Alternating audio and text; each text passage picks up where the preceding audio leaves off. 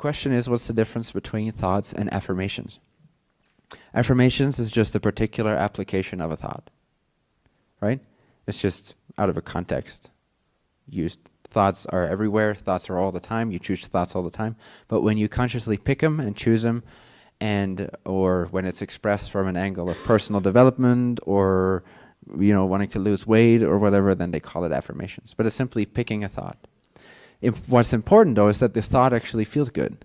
Because if the thought is, looking in a mirror and saying how slim you are when you're seeing a fat ass that you don't enjoy, then what you generate is more of that energy of a fat ass you don't enjoy, while you're on a verbal level, then thoughts and affirmations become just thoughts. Then they become irrelevant. Then they become powerless. It has to be a whole frequency. It has to be a whole vibration. So when you're seeing yourself as slim in the mirror, just as a very basic example, you have to actually see yourself as slim in the mirror, regardless of how fat you actually are. Does that make sense? So if you can't see that, don't do it. Don't even start. Because you're going to feel really bad. B, you're going to become even fatter. Which is not inherently a bad thing at all. I'm just saying it's probably not what you want, if that's even what you're doing. So you gotta be the complete vibration of that. So affirmations, as they have been previously used and suggested, often are not complete vibrations. They're just words, right? And if it is very painful for people, because they play this game of The Secret and they play this game of affirmations, but without the full understanding of it. And it's a very painful game to play if you play it with a very limited understanding of how this works. Because you start saying one thing, but you still believe another. You still feel something else. And then you only increase that contrast. And if you have no knowledge of how to get out of that, it's a very painful thing, and you actually make it worse on yourself. So whatever thought that's why I say the thought that you pick should feel good, right? If the thought is, I look slim, but it doesn't feel good, but you think you should say the words, I am slim, because it will feel good once you are slim. Does that make sense?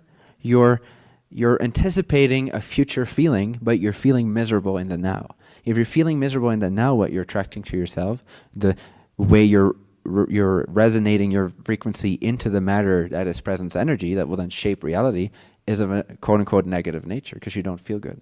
So the thought that you have should feel good. Doesn't matter what the thought is. That's the secret. It doesn't matter what the thought is. It can be anything. It can be, I like eating worms while I'm standing on a hand. A single hand. I'm just standing on one hand and I'm eating worms. If that thought brings you pleasure, that's way more powerful than saying I am slim. It's way more productive. You'll actually lose weight from the first thought and you'll gain weight from the second one. Does that make sense?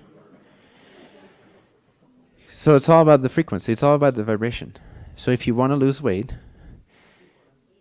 eat worms. They're full of protein. This sounds very cheesy, but think positive thoughts. And by positive thoughts, I mean thoughts that actually feel completely good, that ground you in a reality, that make you a complete resonant chamber of that which you truly are. So pick a thought that represents who you truly are, such as, I'm infinitely abundant. I am amazing. It doesn't matter what my mind suggests. I can create anything I want. It doesn't matter what circumstances are here. I am free. Those type of thoughts, those fundamental thoughts, not just, oh, I am slim, or I'm driving a Ferrari, or these things are usually, if people get into that sort of wordy type of affirmations, they've usually missed the point already. They're usually already not completely clear on who they want to be. So first be completely clear on who you want to be. If that is to drive a Ferrari and lose weight, that's absolutely excellent. But still pick a thought. If the thought you're having has nothing to do with the Ferrari and has nothing to do whatsoever with losing weight, but it feels great, you're actually on your way to getting the Ferrari and losing weight if that's actually of your resonance. Whereas if you keep thinking, oh, I want to drive that Ferrari, oh yeah, but I don't really believe I have the money for it. I want to lose weight, but I've tried this for 3 months or 3 years or 30 years and it's not working. Okay, I'm slim. I'm driving a Ferrari. Ooh, I'm slim. Oh. Then what you're attracting to yourself is a crappy Mazda from 1960s and, a really enormous body. So if you're thinking something completely unrelated but it feels good, it will naturally lead you to the things that represent who you truly are. So in a sense, you don't even have to worry about what it is that you want. Worry about who it is that you want to be, right? As an energy, as a frequency output of creation, as an individual expression of consciousness. What do you want to be? Who do you want to be? And then what you want to have will naturally, it will have to respond to that. So it will come on its own accord. Doesn't mean you can never visualize it, especially if the visualization is a representation of abundance and it makes you feel connected to who you truly are. By all means, use that symbol.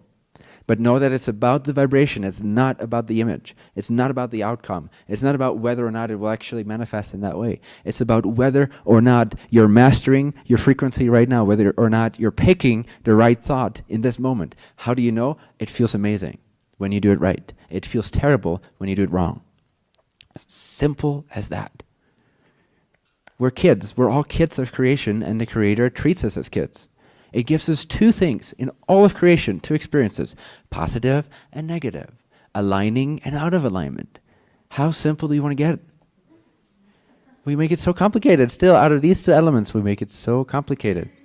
We're being treated as toddlers already.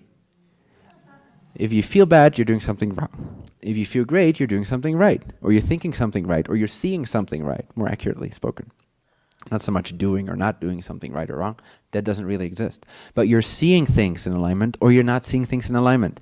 If you don't see things in alignment, you'll feel bad. If you see things in alignment, you'll feel great.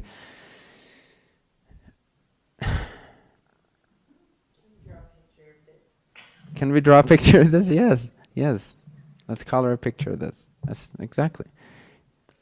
We're being treated as kids, but in a good way. I mean, it's kept simple because reality itself is very varied. That's why the core principles need to be very simple. Otherwise it couldn't sustain itself on such an immense, massive scale. The core fundamental principles need to be very, very simple, so that expression and expansion and experience can become very, very varied, and you can really master that experience.